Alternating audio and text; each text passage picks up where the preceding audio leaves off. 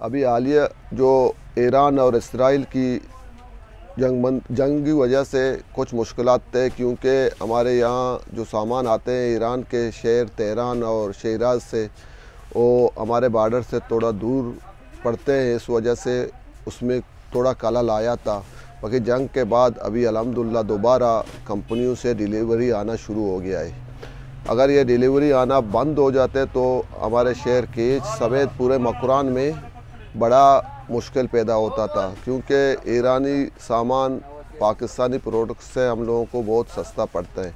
यहाँ दूध है, घी है और कुछ जो मटर, लोबिया, मछली, बिस्किट, केक, जो कुर्दुशी अशिया है वाफर मकदार से हमें ईरान की तरफ से मिलते हैं, वो भी सस्ता पड़ते हैं। इससे हमारे यहाँ के लोगों की रोज़गार का सारा इन्हिसार इन्हीं बॉर्डर के कारोबार पर है।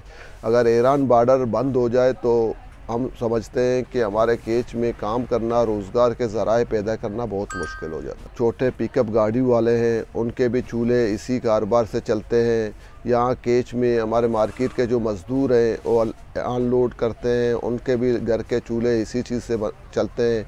अभी जो हालिया दिनों में जंग की वजह से बॉर्डर बंद था, हमारे यहाँ जो मज़दूर काम करने वाले थे वो बहुत परेशान थे। उनके दिन की दिहाड़ी भी नहीं निकलता, तो पहले दिन में 4-5 बंदे 4-5 हज़ार रुपया कमाते थे, मगर इन दिनों जब बॉर्डर के हालात ख़राब थे, एक दिन में भी किसी का 500 रुपये की दिहाड़ी भी नहीं लगा। इससे हम यही समझते हैं कि हमारे जो मज़दूर तबके हैं वो भी ज़्यादा मुतासर होते हैं, और छोटे गाड़ियों वाला उनको भी बहुत ज़्यादा नुकसान होता है, बहुत मुतासर होते हैं। हम चाहते हैं कि हर वक्त यहाँ अमन रहे और अमन से यहाँ काम चले, रोज़गार चले, क्योंकि इस रोज़गार की वजह से बहुत से घर के चूल्हे चलते हैं।